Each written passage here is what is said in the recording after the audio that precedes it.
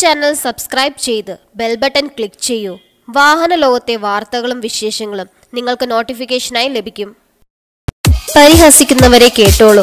വികസനത്തിനായി റോയൽ എൻഫീൽഡിന്റെ നിക്ഷേപം 800 കോടി.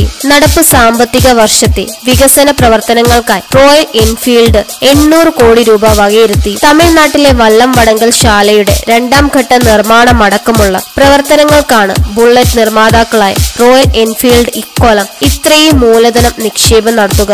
ബുള്ളറ്റിന്റെ വിൽപ്പന ഉൽപാദന ശേഷിയേക്കാൾ ഉയർന്ന തലത്തിൽ തുടരുകയാണ് ഐഷർ മോട്ടോഴ്സ് മാനേജിംഗ് ഡയറക്ടറും ചീഫ് എക്സിക്യൂട്ടീവ് ഓഫീസറുമായ സിദ്ധാർത്ഥ ലാൽ അറിയിച്ചു.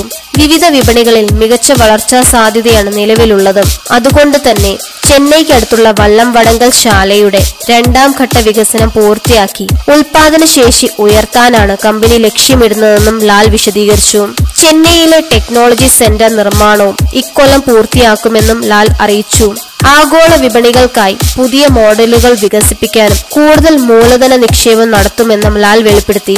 ദക്ഷിണ പൂർവ്വ ഏഷ്യയിലെ വിപണികളിലെ വിൽപ്പന സാധ്യത പൂർണ്ണമായും പ്രയോജനപ്പെടുത്താൻ തായ്ലാന്റിലും ഇന്തോനേഷ്യയിലും ഇക്കൊല്ലം പൂർണ്ണ ഉടമസ്ഥതയിലുള്ള ഉപസ്ഥാപനങ്ങൾ ആരംഭിക്കാനും റോയൽ എൻഫീൽഡ് തീരുമാനിച്ചിട്ടുണ്ട്.